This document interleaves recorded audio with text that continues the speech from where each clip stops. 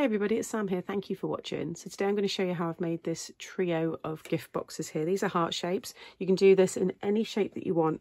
I've seen these all over Pinterest and I always see them in the movies. All the American movies with the Christmas trees, and they have the perfect kind of presents all around. And I always see these kind of stacked boxes. And I thought it'd be quite nice to add to the hamper that I've made for my nan. So these ones here, I've used a heart-shaped die, but you can draw around anything, and any curved shapes that you've got, you'll be able to follow the process that I share to make this, and you can then adapt it to any shapes that you've got. So any shape, any size, you can make them any width you want. So if you want yours to be much deeper, you can. And I think, you know, this is for Valentine's, but imagine these for, you know, a birthday or Christmas. And if you do circle shapes, you could make it look like a cake tier. It'd look really nice, like a wedding cake or something. So loads of ideas. They open from the side here. So there's a little, I'm not going to take them all apart. They are all separate, but you can just open the sides there and you've got your space to fill, you know, with treats. I'm going to pop a bracelet in one of them, and then I've got sweets going in the other ones. And like I said, that's going to sit in the hamper. So let's get into the tutorial and I'll show you how to make it. So I've already made the top and middle hearts there. How I put them together is exactly the same as how I'm going to show you in a moment with the bottom one. These are the heart dies that I've used. Any shape you want, any shape with a curve really, you would use this way of putting them together. But if you're making just the squares, rectangles, then, you know, any gift box tutorial is going to work. You just need to then play around and reduce the sizes. I've got tons of gift boxes, and I'll link the gift box playlist up here, and then you can have a little look through there and see which ones you'd want to use. But if you want to do something with a curve, I think circles, this is going to look really nice, and the circle shape might be something that I'll revisit later on in the year. So I've got, you want to cut two of whatever shape it is. So I've got the hearts here.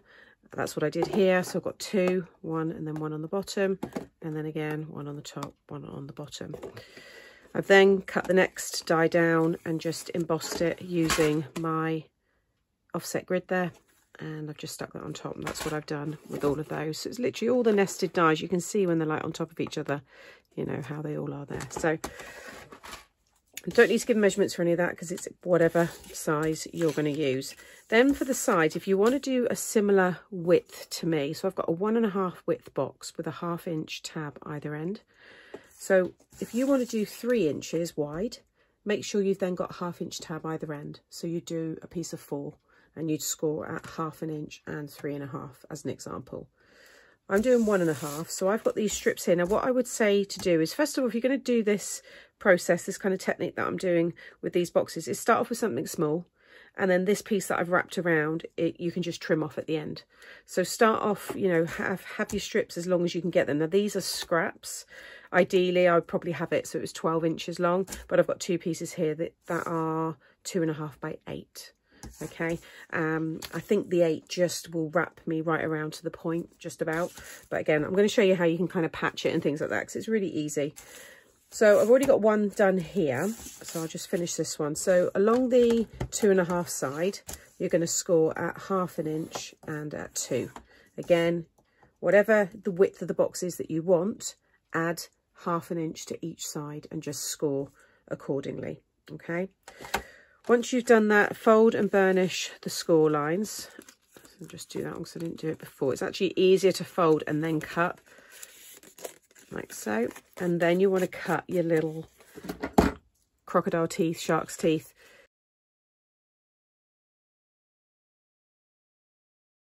I know there are dies that can do this for you, punches as well, that you can get a similar effect with. And I know the Simply Made Crafts brand and also Card Making Magic have both had dies. I think Christina's oval dies for the oval gift box, because I had that a couple of years ago now, but that's got a die in it. And I know that some of the bags that Helen's made have had this kind of effect. So you might be able to, you know, find something that will do it for you. But you can see that I'm just going along about 1/4 inch wide, each of these are, and then just finishing with a little point. The smaller you do them, the better the curve. If you do them quite thick, then you'll find you might get little kind of like creases as you curve it around. And if you've been following my channel for a while, you would have seen me do this process with things like the tombstone gift boxes, the little postal mail boxes that I've made, and many other boxes that have got a curve in them. This is what I will do. But I just thought by showing this process, you can then adapt this to any size box you want. And like I said, you don't need dies. You could draw around some circles. You could draw around, you know, like a side plate. You might have a heart-shaped dish or something that you could draw around. Because you don't have to have them stacked up like I've done them. You can just make one nice box. Okay, so once we've got those pieces, I'm just going to add a little bit of shape. So just pop a curve into the card. That's just going to help when we go to stick it together. So I'm going to start with the base. Either, it wouldn't matter if I hadn't stuck this on, but that one's for the top. So I'm going to start with the bottom one first. Fold these in. It's up to you where you want to start off, but I'm going to start off the bottom here and then work my way around. And I can already see, I think I didn't measure, but I just done a rough kind of rolled it on my scoreboard, and I think it just about made it. So hopefully that will. I'm going to take my glue and just add a little bead of glue on each one there. Kind of just join them a little bit. You want to make sure the glue's right at the edge there. And then I'm just going to place it down on here and tack that in. And if you hold it up, you can move it really easily into place as far up as you've added the glue. And the idea is that you don't want to see it from this side. Can you see how nice and neat that is? And also on the side there as well. And then if you just pull it back out to where you've just finished, and then you can just add some more of your glue. So whatever shape you've got, if it's just a plain circle, this is what you would do. Just do it in stages and just follow. I mean, I'm holding it up this way now. You'll find a way to do it that works for you. But the idea is you just want it to tack in place and then kind of start curving it around. Like so. And then again, just add some glue to the end there. And it's just, yeah, it just joins there. So I'm just going to flip it over this side. And it's a really easy, it's a nice way to be able to really mould it into that shape. So you get that lovely curve all the way around. There we go. So now I'm going to patch this or add the next piece on, and just take whatever one you've got and just add a 1/2 inch tab. So I've just lined it up with 6.5 and I'm going to score it 6, and then snip off the teeth that you would have just cut like so. I'm just going to take a little bit off of each end, just fold that, and now that is going to stick in here. Fold all those under. That's going to stick in behind that one, and then I can carry on again.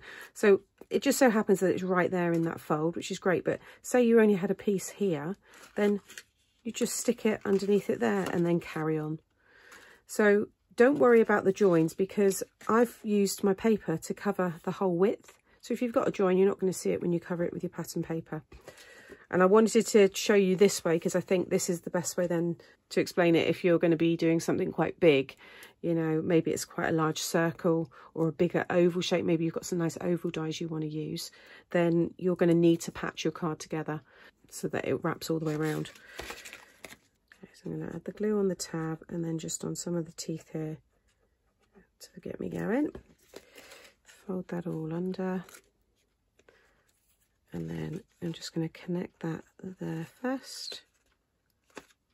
And again, if I go in under here, not too worried about how it looks inside. You're not going to see it, and all the treats are going to hide it anyway. And just hold that there for a minute, let that dry, and then just continue. So I'm just going to add the glue to all of this and try and do it all in one go. Okay, so again, you want to decide your opening. I've been doing about 1 inch, so I'm just going to snip this away down there. And that's just lift that so it doesn't, there we go. So you want to leave a gap. We're going to then make our little closure. It's up to you, you know, depending on the treat that you've got. But the sweets that I've got to go in here will fit into that perfectly. And I'm going to pop a necklace in the middle of one of them and just wrap it in some tissue, so that will fit in the hole as well. You could completely seal these off as well. You could seal it off, then add the gift and then stick the lid on. So they've actually got a rip into them. I think that's quite fun as well. I'm not precious with these kind of things. Again, if you've been following me for a long time, I'm very much, it's all about the enjoyment and the pleasure I get out of making the gift. What they choose to do with it after, I don't mind. My nan will keep everything because that's just what she does. But I've got other friends, you know, who can't keep it all. They just don't have the space, and I don't expect them to. But then I know I can make them and they look forward to what they get the following year. So it's all good. Okay.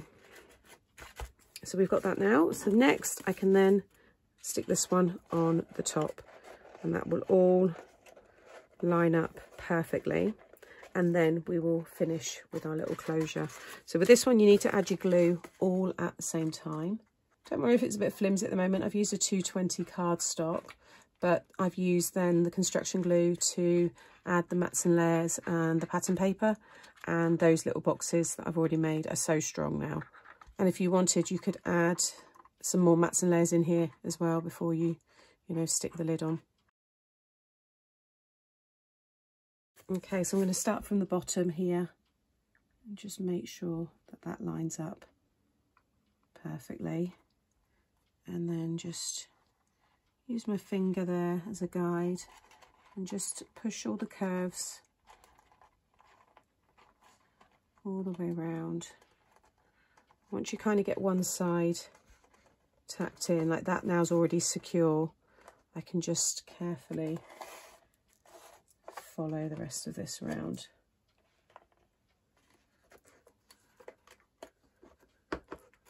And it will just find its place, and then if you flip it over and use your bone folder or a ruler just to get in and just to help secure all those other teeth.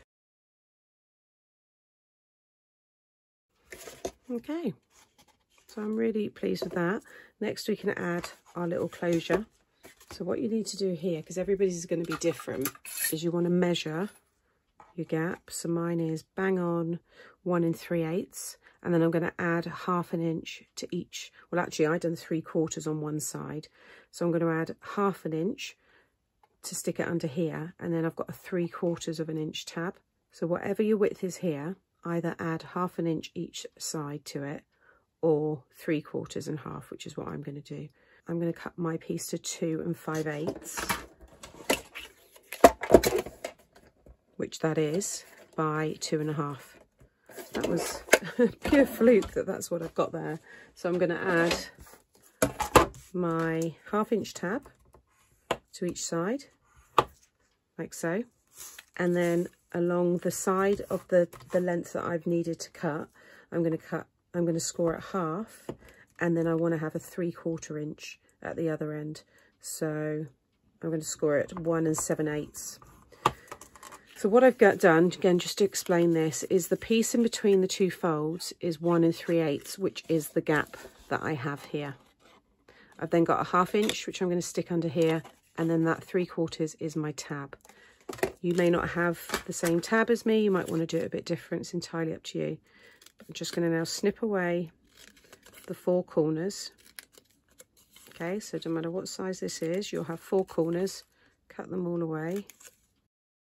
The 1/2 inch one, I'm just going to take a nice wedge off of there. But this one I'm going to leave as it is. Take my glue, and then I'm going to stick that under there, and then fold it back, but pinch it, really push it up into that, because that's how they're going to open it. This could be from the same piece here, this long, you know, your strips, but I've done it this way because I just think it's going to be handy for people to see it. Maybe if your card's too short, you've run out, you didn't measure right or something, you can see how easy it is to add and kind of patch onto it, I guess. So you can see how now that looks, and then those will go inside. they catch like that, you need to take a little bit off the sides. So I'm going to take a chunk off of there. I'm going to take a little bit off of that side. And then again, the same there. And now, yeah, that all closes nicely. Now, if you want, you can put hook and loop and have that on the outside. But I'm going to have mine on the inside. But I think I need to take a little bit more. Oh, no, that's fine. There we go. You can see how that closes. It's all going to be disguised with the pattern paper in a minute. But I want to add a little finger pull. But I'll do that once because you can't see, it's a bit difficult to get that out. So I'm going to add a little finger pull in a minute. But that's how you would finish whatever shape it is you've got. That's how you get that effect. So I've then got these strips here, which are literally a smidge under 1.5, because I want them to sit right in here. And then, you know, whatever length. So you can see there, that one's going to fit perfect because it's the 8 inches from the paper pad. And then I'm going to stick it right over this one, right over the fold as well. Once it's dry, you can then just reinforce that fold again. So I'm just going to sit that back in and get these stuck down.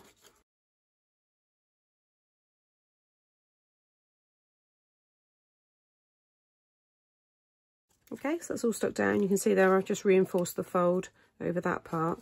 And then I've just got a little 1/2 inch punch here. And I'm just going to pop that one there.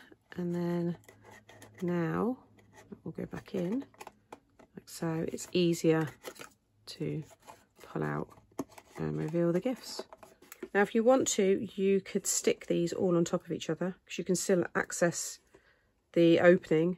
But I'm going to leave mine as they are, and I'm going to secure them with some ribbon. I'm going to tie it up so I've got a bow on the top, and I've got this little tag here that says all my love, and I've got a couple more of the little charms that I used on the card earlier in the series, and I think they're going to look quite sweet as well. So I'm just going to have a play around with this.